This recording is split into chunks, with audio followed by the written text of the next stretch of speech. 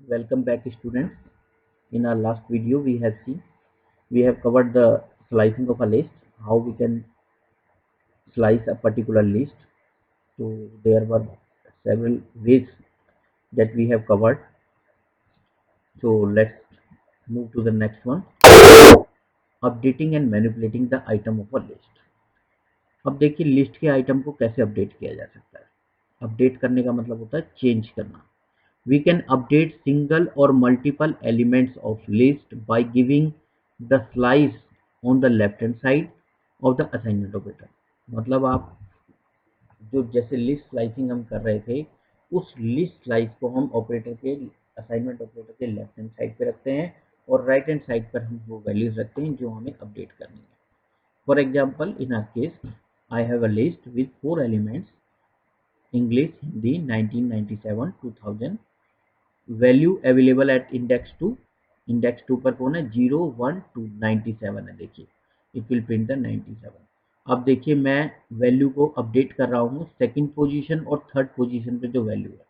तो second position पे कौन है 0 1 2 1997 जो कि रिप्लेस हो जाएगा 2001 से, और थर्ड पे कौन है 2000 जो कि रिप्लेस हो जाएगा 2002 से।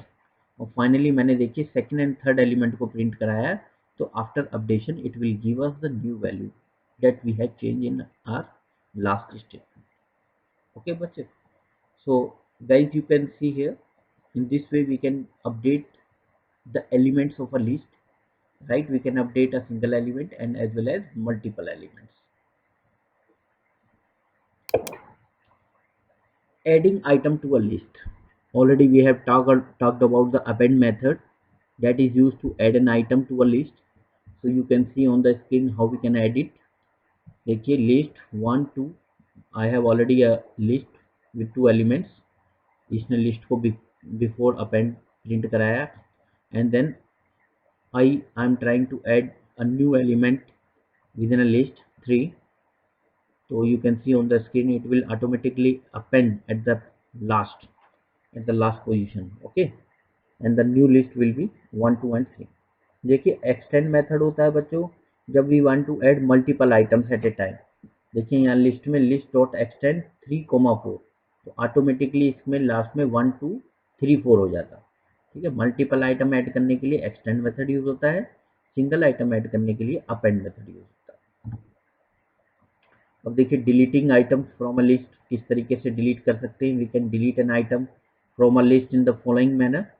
Late suppose I have list 1 2 and 3, 3 add with 3 items, और आप डिलीट करते हैं del function is use to delete an item from a list. Del function में बच्चों हमें इंडेक्स वैल्यू बतानी होती है जनरली। डेल लिस्ट 1 किया 0 1, देखिए 2 डिलीट हो जाएगा। उसके बाद यदि आप प्रिंट करेंगे तो ये आ जाएगा 1 3। फिर आपने डिलीट किया डिलीट लिस्ट 0 से लेकर 2 तक, तो देखिए डिलीट फर्स्ट 2 आइटम 0 और 1 को डिलीट कर देगा और ओनली 3 रह जाएगा। जब आप डेल लिस्ट करेंगे तो it will remove the complete list, पूरी की पूरी लिस्ट डिलीट कर देगा, एंटायर लिस्ट। तो बच्चों हमने देखा how we can delete the item from a list. I hope आपको क्लियर हो गया होगा। नेक्स्ट देखिए program. I have written 2 program here, so we can have a little bit idea about the programming concept, how we can perform different operation using programming on a list, right?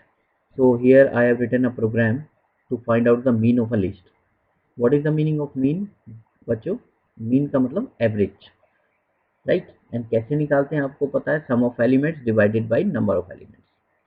and to perform this operation I have written a code, I have written a function here with the name average which is receiving an element and arguments with as a list, एक list as an argument receive कर रहा है और क्या कर रहा है finally उसका सम निकाल के बच्चों उसके नंबर ऑफ एलिमेंट से उसको डिवाइड करके उसका रिटर्न कर रहा है। तो यहाँ देखिए मेन फंक्शन से एग्जीक्यूट होगा। यहाँ इसके आइटम है लिस्ट के, हमने फंक्शन कॉल किया, अपनी लिस्ट पास की, वहाँ से लिस्ट में इसका सम निकला, डिवाइडेड हुआ नंबर ऑफ लिस्ट से, उसकी लेंथ से, और वहाँ से उसका जो एवरेज आया वो हमने एवरेज में स्टोर किया और फाइनली फिर एवरेज को हमने राउंड करके प्रिंट कर दिया। Fraction value. इजी क्वेश्चन था बच्चों। तो इस तरीके से आप डिफरेंट ऑपरेशन परफॉर्म कर सकते हैं लिस्ट पर। एक और देखिए बच्चों, to find an element within a list using linear search. Linear search का मतलब होता है बच्चों by visiting the elements of a list one by one.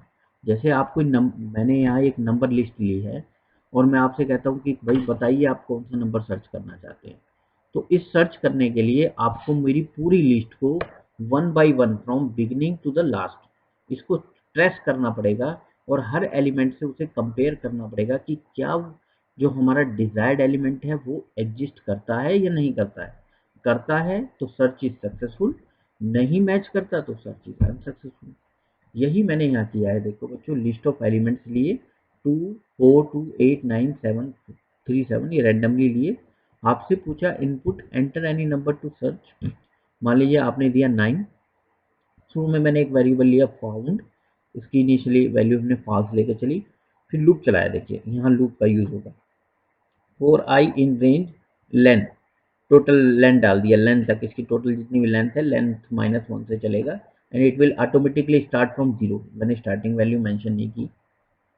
If list of elements zeroth element से स्टार्ट करेगा is equal to x, condition false होगी। फिर आगे जाएगा, फिर 2 लेकर आएगा, क्या 2 इक्वल्स टू 9 है, फिर कंडीशन फॉल्स हो गई। 8 लेकर आएगा, 8 इक्वल्स टू 9 है, नो। फिर 9 लेकर आएगा, 9 इक्वल्स टू 9 है, यस। अंदर आएगा found equals to true, number is found at i+1। i+ मतलब 0 1 2 3, तो 3+1 दैट इज 4। भाई यूजर के लिए तो ये फोर्थ पोजीशन पे ही है ना, फोर्थ पोजीशन पे प्रिंट करेगा। फिर ब्रेक कर देगा और बाहर आके सर्च करेगा, यदि फाउंड की वैल्यू चेंज हुई है, ठीक है, उसके हिसाब से ये प्रिंट करेगा। मान लीजिए आप नंबर देते 16, अब 16 तो इसमें एग्जिस्ट नहीं करता, तो ये इसके अंदर कभी आता ही नहीं। फाउंड की वैल्यू इनिशियल वैल्यू ही रहती फॉल्स। तो इसीलिए ये कंडीशन लगाई लूप से बाहर कि फाउंड इक्वल्स टू फॉल्स होता है, then it will print the message number is not in the list. ठीक है बच्चों। तो बच्चों it was all about the idea of list. I hope clear हुआ होगा आपको। इसको पढ़िए बच्चों, और it is very important for your 11th and board examination, right. Thank you very much बच्चों, थैंक यू।